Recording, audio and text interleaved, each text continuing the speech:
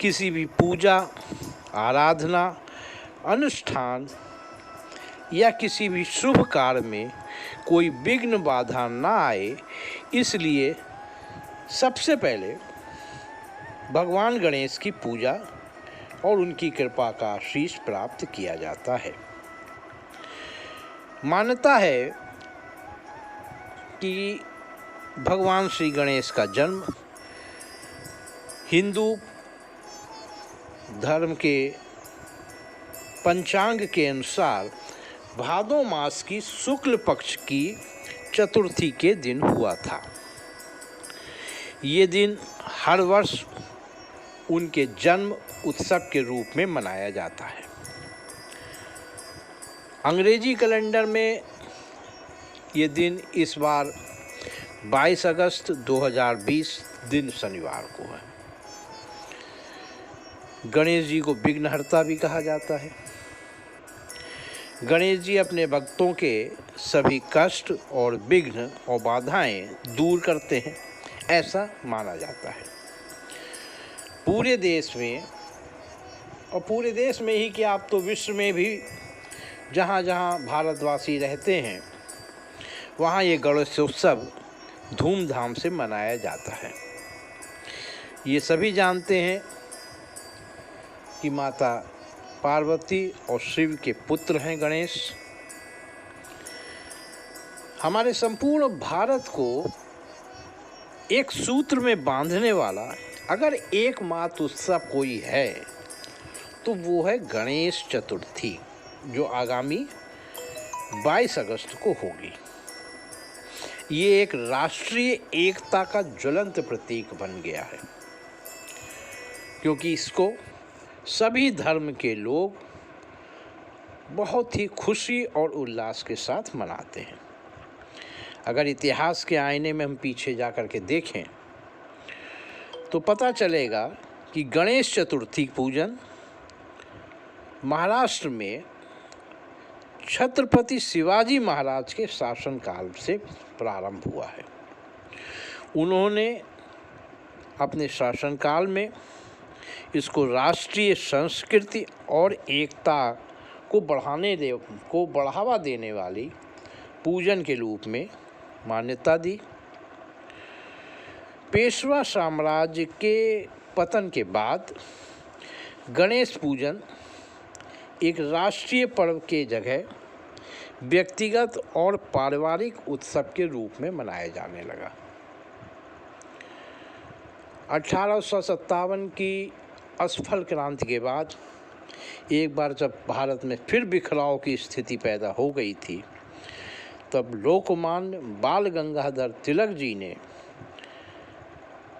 पूरे देश को, पूरे भारतवर्ष को अंग्रेजों के खिलाफ आंदोलन में एक सूत्र में बांधने के लिए इस गणेश उत्सव को घरों की चारदीवारी से बाहर निकालकर सामाजिक और राष्ट्रीय पर्व के रूप में स्थापित किया था, ताकि जो धर्म, वर्ण, जाति की व्यवस्थाओं में लोग उलझे हुए थे, वो सब इस उत्सव में एकता सूत्र में बंध जाएं। और 1893 से माना जाता है कि गणेश पूजा एक राष्ट्रीय रूप में विधिवत मनाई जाने लगी। गणेश पूजा में तरह तरह के खूबसूरत पंडाल सजते हैं, बड़ी छोटी गणेश की प्रतिमाएं लगाई जाती हैं। 10 दिन तक चलने वाले इस गणेश महोत्सव में एक खुशी, संगीत, उल्लास का वातावरण रहता है। और 10 दिन के बाद गणेश प्रतिमा का विसर्जन समुद्र, नदी, तालाब, पोखर सुविधा अनुसार कर दिया जाता है। गणेश जी के जन्म को लेकर के भी कई मान्यताएं हैं, कई कथाएं हैं, जैसे शिव पुराण, गणेश पुराण, वाराह पुराण में अलग अलग कथाएं हैं। आइए शिव पुराण की एक कथा को हम आपके सामने रखते हैं कि एक बार भगवान शिव, जिन्हें हम महादेव जी भी कहते हैं, स्नान करने के लिए गए हुए, नहाने के लिए गए हुए थे। उनके जाने के बाद माता पार्वती ने अपने शरीर पर हल्दी का उपटन लगाया और जब हल्दी का उपटन का मैल उन्होंने जब साफ किया तो उस मैल से उन्होंने एक पुतला बना दिया और पुतले का नाम उन्होंने गणेश रख दिया।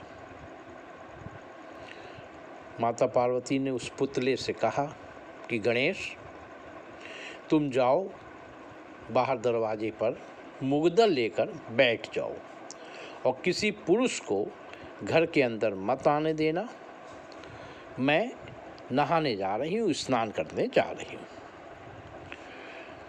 उधर भगवान शिव नहा करके नदी में जब अपने घर आए तो दरवाजे पर बालक ने रोक लिया, जैसा माँ का आदेश था। शिव जी को लगा कि मेरा अपमान हो गया।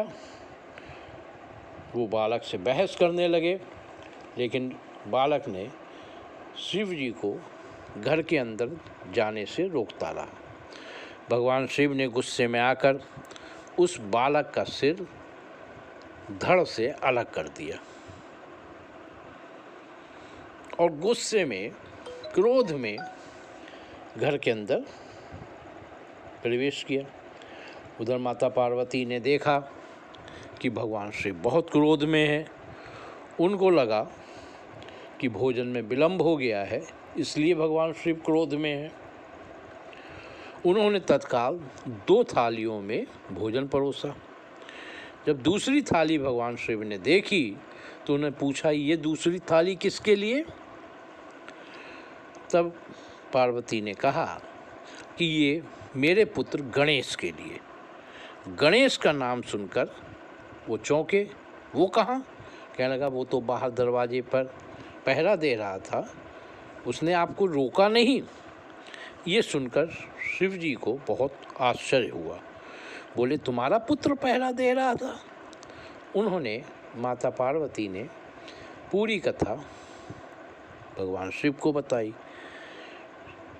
शिव ने कहा, ओह, मैंने तो उसकी उद्दंडता पर उसका सिर काट दिया। ये सुनकर माता पार्वती को बहुत दुख हुआ, रोने लगी, विलाप करने लगी। उनके विलाप को देखकर, उनको दुखी देखकर शिव ने कहा कि चलो मैं इस बच्चे में प्राण डाल देता हूँ, लेकिन प्राण डालने के लिए तो एक सिर चाहिए। सिर कहाँ से आए? इस पर उन्होंने गरुड़ से कहा कि तुम उत्तर दिशा में जाओ और वहाँ जो भी माँ अपने बच्चे की तरफ पीठ करके सोई हो, उस बच्चे का सिर काट कर ले आओ। गरुड़ जी भटकते रहे, कोई भी माँ उनको ऐसी नहीं दिखाई दी जो बच्चे की तरफ सिर कर पीठ करके सो रही हो। ज़्यादातर माएँ बच्चे की तरफ मुँह करके सोती हैं। आखिर में उनको एक हथनी दिखाई दी। हथनी अपने बच्चे की तरफ मुँह करके सो ही नहीं सकती। गरुड़ ने उस बच्चे हाथी का सिर काट लिया और ले करके भगवान शिव के पास आ गए। भगवान शिव ने उस धड़ से उस हाथी के सर को जोड़ दिया और उसका नाम श्री गणेश रख दिया। ऐसी ही एक कथा गणेश चालीसा में भी सही आई है कि एक बार माता पार्वती ने पुत्र प्राप्ति के लिए बहुत कठिन व्रत किया। इस व्रत से खुश होकर, प्रसन्न होकर गणेश ब्राह्मण जी का रूप बनाकर आ गए और उन्हें माता पार्वती को वरदान दिया कि बिना गर्भ धारण किए मैं आपको एक दिव्य और बुद्धिमान पुत्र के रूप में प्राप्त हूँ।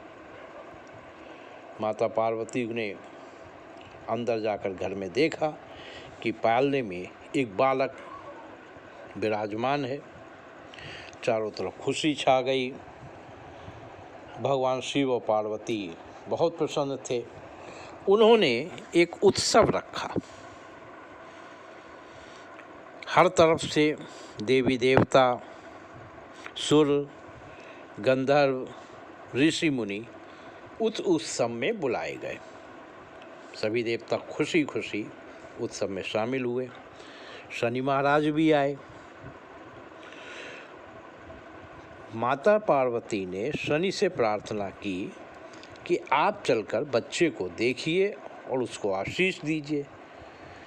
भगवान शनि जानते थे कि मेरी दृष्टि जिस किसी पर पड़ती है उसका कुछ ना कुछ अनिष्ट हो जाता है।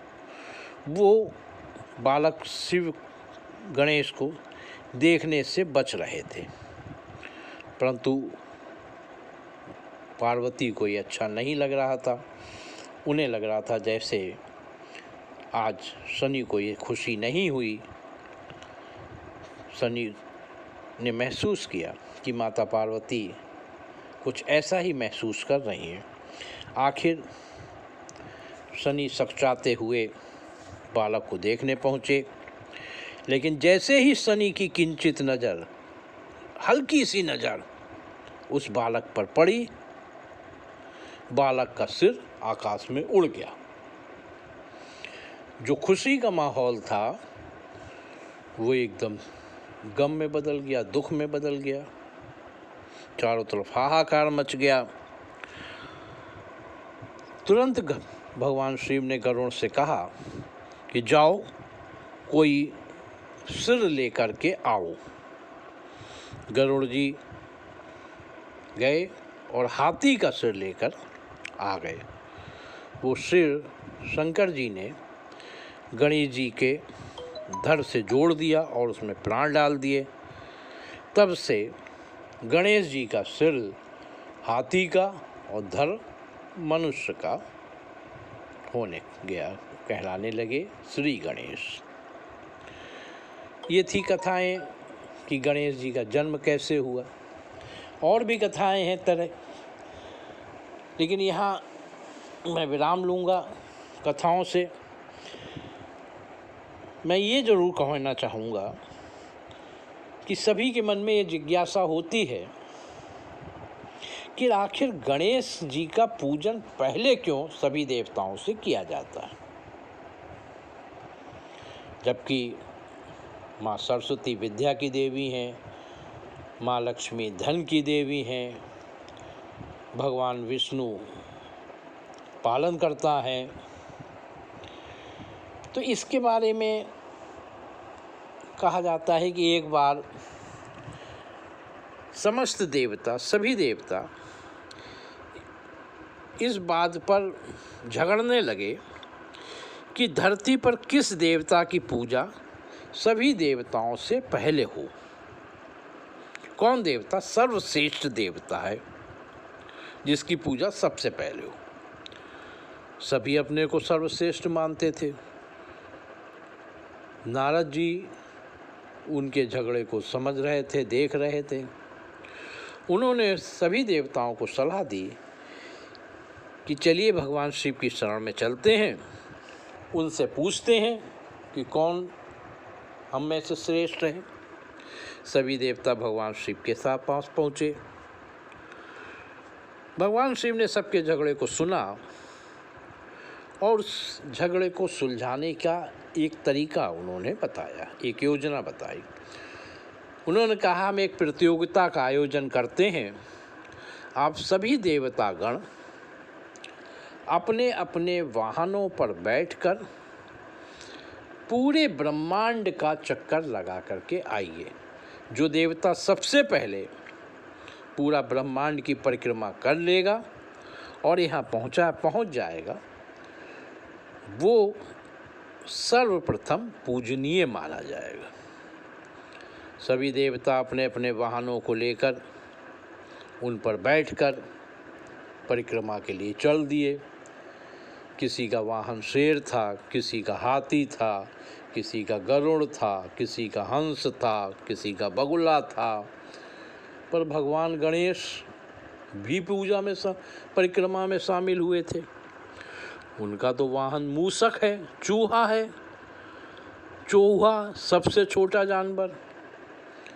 और भगवान गणेश का शरीर इतना भारी, वो भी चक्कर लगाने लगे।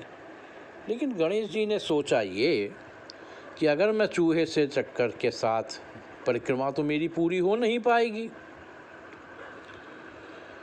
इसलिए उन्होंने अपने माता पिता यानी शिव और पार्वती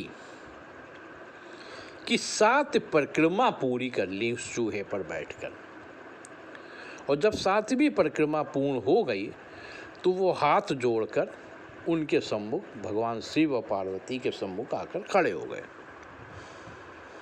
जब सभी देवता अपनी अपनी परिक्रमा करके लौटे तब भगवान शिव ने श्री गणेश को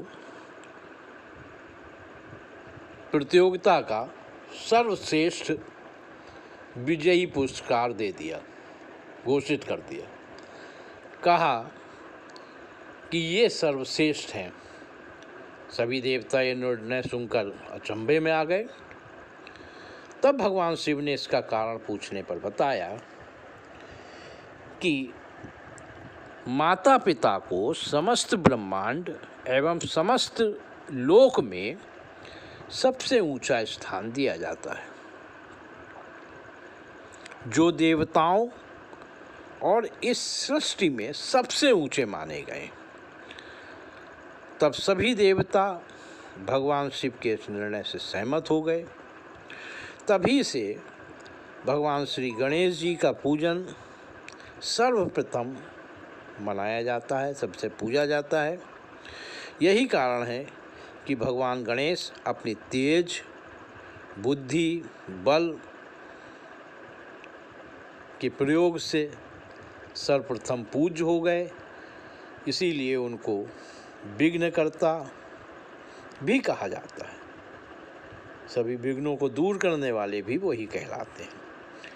तब से आज तक प्रत्येक शुभ कार्य या उत्सव में भगवान गणेश की शुभ वंदना और पूजन किया जाता है। गणेश जी का पूजन दुखों को दूर करता है, खुशहाली लाता है। अतः सभी भक्तों को श्रद्धा, विश्वास और लगन के साथ भगवान शिव गणेश का पूजन जरूर करना चाहिए। बोलिए गणपति महाराज की जय।